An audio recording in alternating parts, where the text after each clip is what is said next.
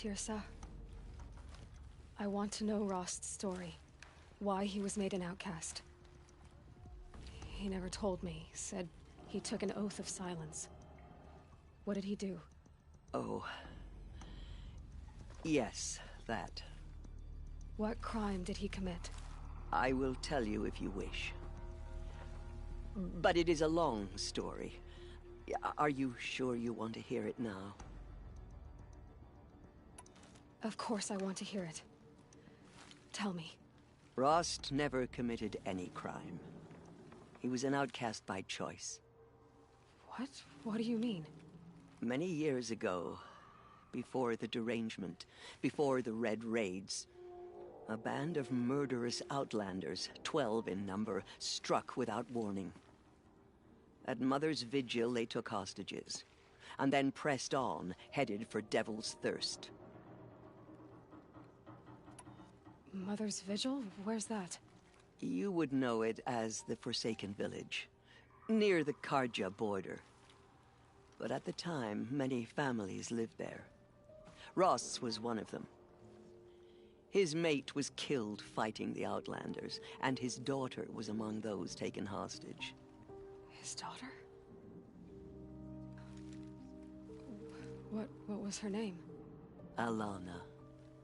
She was just 6 years old. Nora Braves couldn't stop 12 Outlanders? Or rescue the hostages? It was quite impossible. We outnumbered them, but every time a Brave came within bowshot, the Outlanders killed a hostage. What did they come here to do? That was never discovered. We couldn't track closely enough to observe them. We know they camped beyond Devil's Thirst for 2 days. There were reports of strange noises. And then, as suddenly as they came, the Outlanders made their way back to the border and disappeared. What happened to Rost's daughter? She was killed? Rost was one of the Braves who tracked the Outlanders, keeping his distance. There were 6 hostages still alive when they reached the border. Alana among them. Rather than release them, the Outlanders slit their throats and left the corpses just across the border, mocking us. Why? Cruelty. They knew the faithful Nora would not leave the sacred land to collect the bodies, let alone pursue them. They thought themselves safe from our vengeance. Are you saying that Rost went after them? That he became an exile? No. Rost was beside himself with grief, but even so, he would never have broken taboo. Then what did he do? He called upon the most terrible and secret rite of the Nora tribe. He begged to be made a Death Seeker. A Death Seeker? What is that?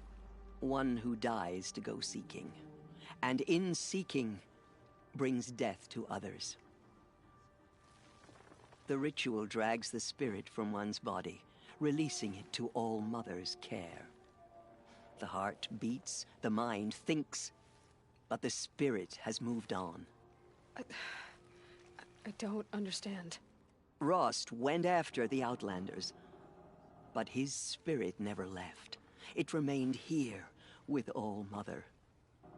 And then he set out in pursuit, not as an exile, but a weapon of vengeance. A barbed arrow shot from a bow, never to return.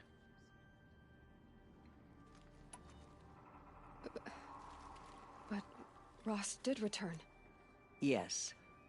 A full year later, and terribly wounded.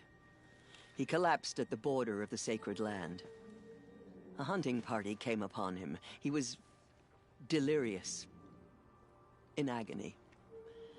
By law, he should have died where he lay. But one of the hunters broke taboo, and reaching across the border, she dragged him to our side. Who was she? A brave who'd lost a mate and 2 sons to the very outlanders that Rost pursued. So, Rost never finished his mission. To the contrary, he killed all 12.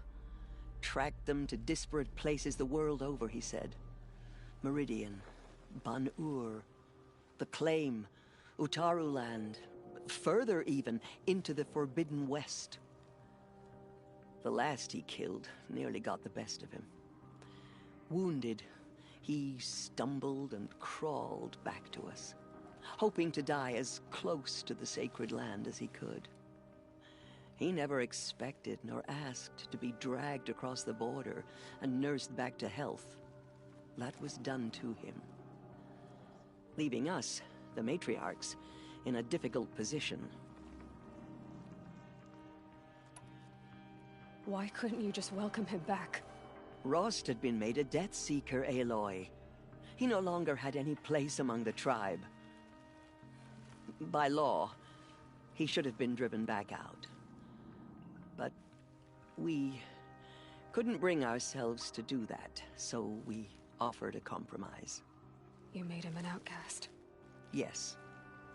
We offered to do so on the condition he never speak to anyone of this exception. After all he did, all he suffered, to be declared an outcast was his reward. Rost was overjoyed.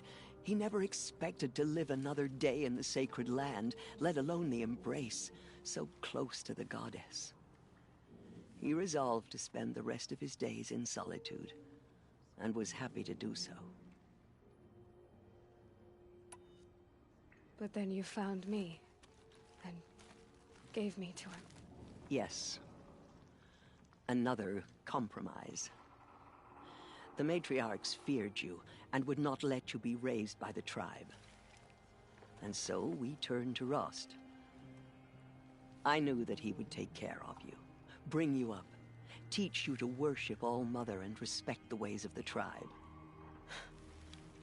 He certainly tried anyway. You took a man who'd lost his daughter and made him raise an infant girl? Doesn't that strike you as callous? I'm inclined to think the course of events has shown the wisdom of our choice. And I'm quite certain that from the moment he laid eyes on you, he saw you as a gift, and never a burden. All right, Teersa, that's quite a story.